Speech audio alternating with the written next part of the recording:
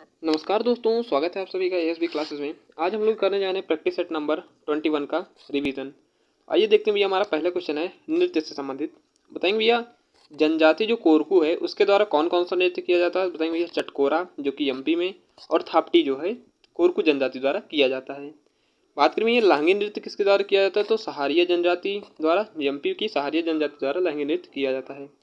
सैला नृत्य बैगा जनजाति द्वारा, एमपी की। परधोनी नृत्य बैगा जनजाति द्वारा, एमपी की है। दहका नृत्य कोल जनजाति द्वारा, जो कि एमपी की है। यूपी का रोमांटिक डांस किसे कहते हैं भैया, तो दादरा कहते हैं। और भैया रागनी जो है एक लोकगीत है, कहाँ की, तो बताएंगे हरियाणा का लोकगीत है। ठीक है, पहला क्वेश्चन क्लियर हो गया हमारा। नेक्स्ट क्वेश्चन हमारा उत्सव संबंधित है, तो बताएंगे भैया पिंजौर विरासत, कुरुक्षेत्र महोत्सव, श्रीमद् भागवत गीता महोत्सव, इंटरनेशनल सरस्वती महोत्सव और महाभारत महोत्सव कहाँ का है, तो बताएंगे भैया हरियाणा का है। कोलायत मेला, मरु महोत्सव, बैलून उत्सव, हिंडोला उत्सव, शेखावटी और हाथी उत्सव कहाँ का भैया, तो राजस्थान का ये उत्सव है। ठीक है, अगला क्वेश्चन हमारा भैया शास्त्रीय नृत्य से संबंधित। बताएंगे भैया शास्त्रीय अन्य नाम, मतलब एक हारे का जो अन्य नाम, किसका अन्य नाम है, बताएंगे भैया भरतनाट्यम का अन्य नाम है। और इसके कौन कौन सा नाम है, तो बताएंगे भैया सादिर अट्टम जो है वो भरतनाट्यम का अन्य नाम है। ठीक है, कृष्णा अय्यर द्वारा ये नाम दिया गया था, किसका, भरतनाट्यम का ये नाम एक हारे। ठीक है, कुशिलो जो है ये किसका अन्य नाम है, तो बताएंगे कथक का ये अन्य नाम है। ओके, नेक्स्ट क्वेश्चन हमारा है दिवस से संबंधित। तो बताएंगे ये कोक बोरोक दिवस जो है ये अब की बार 44वां मनाया गया, कहाँ, त्रिपुरा में। कब मनाया गया बताएंगे, तो 19 जनवरी 2022 को। 45वां कोक बोरोक दिवस कब मनाया गया, तो 19 जनवरी 2023 को मनाया गया, कहाँ, त्रिपुरा में ही। 1979 में शुरू होता है और ये त्रिपुरा की क्या है भैया, तो आधिकारिक भाषा है। कौन भैया, तो कोक बोरोक। कोक जो हमारी भाषा है और बोरोक मतलब क्या होता है, लोग होता है। ओके, बात करेंगे भैया सिंधी जो है वो 1967 में 21वें संविधान संशोधन द्वारा ये जोड़ी गई। ठीक है, नेपाली, मणिपुरी, कोंकणी ये 1992 में 71वें संविधान संशोधन द्वारा जोड़ी गई। और मैथिली, संथाली, बोडो, डोंगरी ये 2003 में 92वें संविधान संशोधन द्वारा जोड़ी गई। ठीक है, अगला क्वेश्चन हमारा है कुछ प्रमुख अनुसंधान केंद्र हैं उनके बारे में हम जान लेते हैं। तो बताएंगे भैया राष्ट्रीय सुदूर संवेदन केंद्र कहाँ भैया, तो हेडक्वार्टर कहाँ है, तो हैदराबाद में। भारतीय पुरातत्व सर्वेक्षण विभाग का कोलकाता में। भारतीय खगोल संस्थान का बेंगलुरु में। केंद्रीय वन अनुसंधान केंद्र की बात करें तो देहरादून में। भारतीय कृषि अनुसंधान केंद्र नई दिल्ली में। केंद्रीय गन्ना अनुसंधान केंद्र लखनऊ में। नारियल अनुसंधान केंद्र बताएंगे कहाँ भैया, तो कासरकोड में है। आलू अनुसंधान के संस्थान की बात करें तो शिमला में। केंद्रीय चमड़ा अनुसंधान संस्थान चेन्नई में। केंद्रीय अश्व अनुसंधान संस्थान कहाँ बताएंगे, हिसार में है। केंद्रीय भैंस अनुसंधान संस्थान कहाँ पर, तो हिसार हरियाणा में है। और केंद्रीय डेयरी जो है बताएंगे भैया कहाँ, तो करनाल में है। ओके, इतना क्लियर। नेक्स्ट क्वेश्चन हमारा भैया, जो मंदिर होता है हमारा भैया क्या है, मंदिर। मंदिर में जो गर्भगृह होता है वो उसमें क्या होता है, प्रमुख देवता होते हैं। और मंडप में क्या होते हैं, तो जहाँ लोग एकत्र होते हैं उसे क्या कहते हैं, मंडप कहते हैं। ठीक है, कुचिपुड़ी नाम, अगला क्वेश्चन है कुचिपुड़ी जो नाम पड़ा भैया वो कृष्णा जिले में एक हमारा दिवातुल राज्य में एक कुचिपुड़ी गांव है, आंध्र प्रदेश के कृष्णा जिले में। कहाँ भैया, कुचिपुड़ी गांव में एक गांव के नाम पर ये कुचिपुड़ी पड़ा। इसकी स्थापना किसने की, तो बताएंगे सिद्धेंद्र योगी ने करी।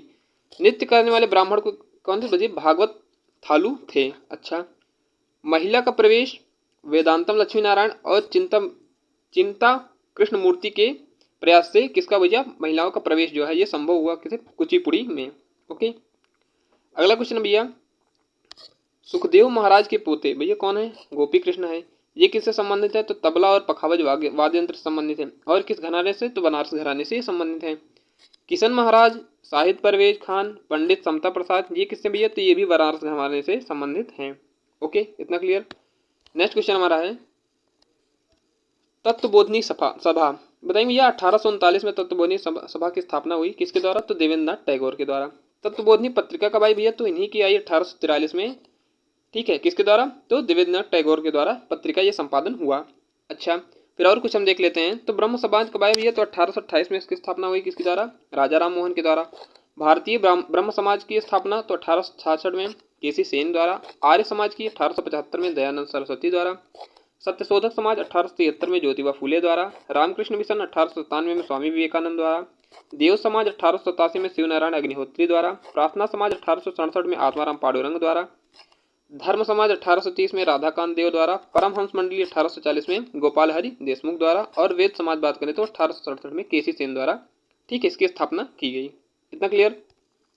नेक्स्ट क्वेश्चन हमारा है जैनुलाब्दीन। भैया जैनुलाब्दीन है कौन? तो ये बताएंगे कश्मीर के शासक थे और इन्हें कश्मीर का अकबर कहा जाता है। क्यों कहा जाता है भैया? क्योंकि अकबर कश्मीर से जो है इन्होंने क्या कराया, तो जजिया कर हटाया था। कश्मीर में जजिया कर भैया लगाया किसने था? तो बताएंगे कुतुबुद्दीन ऐबक ने लगाया था। अच्छा बताएंगे सिंध पर तो क्या कहते हैं, तो कासिम ने लगाया था, और ब्राह्मण पर जजिया कर किसने लगाया था? तो फिरोज शाह तुगलक ने लगाया था। ओके। अच्छा हम बात कर लेते हैं कुछ कश्मीर के शासक की। तो बताएंगे ये कारकोट वंश किससे संबंधित है? तो ये कश्मीर के वंश है। इसका भैया किसके स्थापना किसने की? तो कारकोट वंश की तो दुर्लभ वर्धन ने, और ललितादित्य मुक्तपीड़ जो है ये सबसे शक्तिशाली क्या रहे भैया? तो शासक रहे। उत्पल वंश की बात करें तो अवंती वर्मन जो है, ठीक है, क्या रहे? इसके संस्थापक रहे। और रानी गिद्दा जो है ये सबसे ज्यादा वर्ष तक जो है राज करने वाली रही, ठीक है, 50 साल तक। बताएंगे लोहार वंश कहाँ कभी है? तो संग्राम राज ने इनकी स्थापना की। और हर्ष के दरबारी कौन थे भैया? तो कलहड़ थे। ये सब कहाँ भैया? तो कश्मीर के क्या है? ये सब शासक है। अगला क्वेश्चन बात करें भैया मुगल काल का पहला मकबरा कौन है भैया?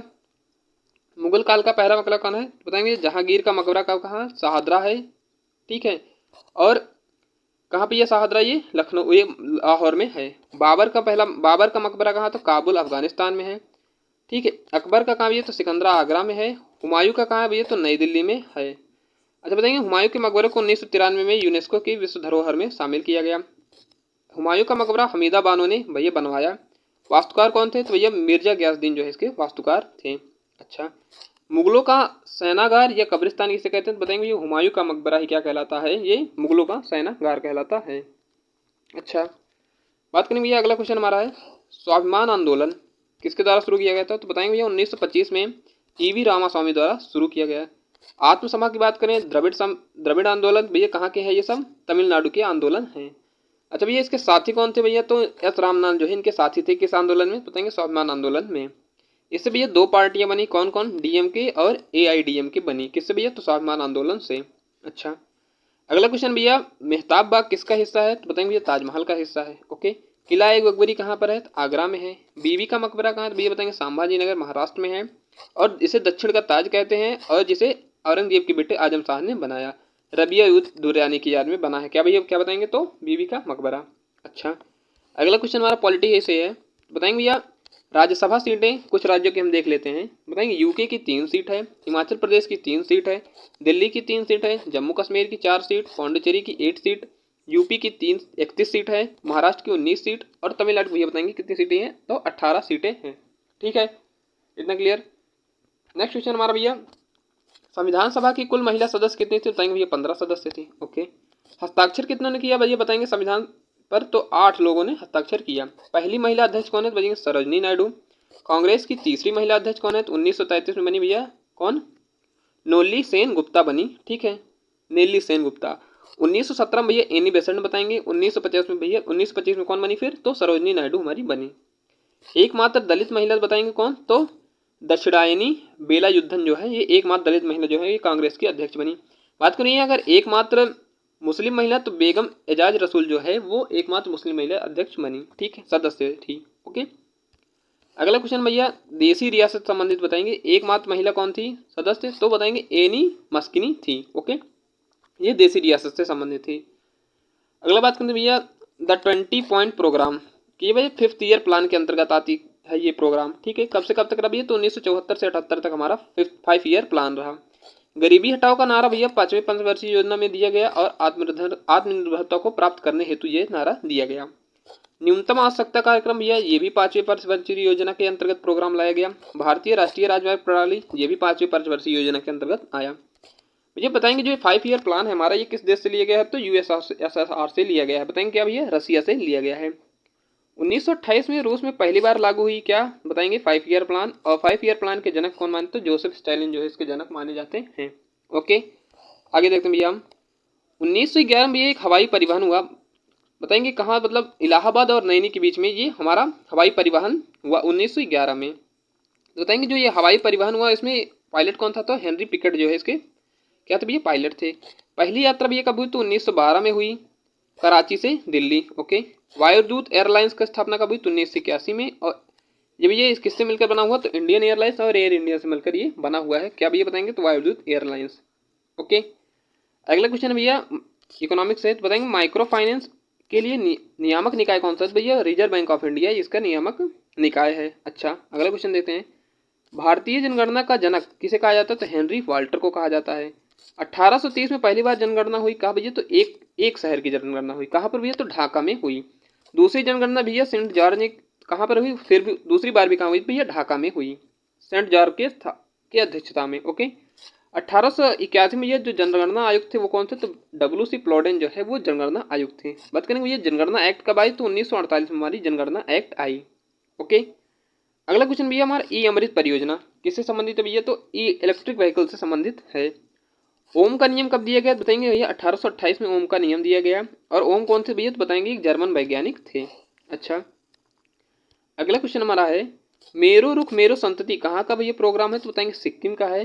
अम्मा और बहन योजना भी कहाँ का है भैया? सिक्किम का ही है। बैक टू वर्क कहाँ का है? राजस्थान का। CM राशन आपके द्वार मध्य प्रदेश का है। वंदे भारत पहल भैया तो महाराष्ट्र का है। अच्छा भैया अगर बात करें सिक्किम के CM कौन है? तो PS तमांग जो है वो सिक्किम के CM है। राज्यपाल की बात करें तो लक्ष्मण आचार्य जो है ये राज्यपाल हैं। ओके। अगला हमारा करंट अफेयर का ही क्वेश्चन है। बताएंगे भैया कनेक्टिविटी बैठक of Bharat Bangladesh and Japan. बताएंगे भैया भारत बांग्लादेश और जापान की जो हमारी कनेक्टिविटी बैठक हुई वो कहाँ हुई? तो त्रिपुरा में हुई। अर्न विद लर्न परियोजना भी कहाँ की है भैया? त्रिपुरा की ही है। चुनाव आयोग का मिशन 1929 जो था वो कल्याण प्रकल्प योजना था, कहाँ की भैया? तो त्रिपुरा का ही है। अमर सरकार पोर्टल किसने लॉन्च किया? तो बताएंगे भैया त्रिपुरा ने ही लॉन्च किया। ठीक है, ये रहा हमारा प्रैक्टिस सेट नंबर 21। अगले प्रैक्टिस सेट नंबर हम 22 कर रहे होंगे। तब तक के लिए धन्यवाद। जय हिंद, जय भारत।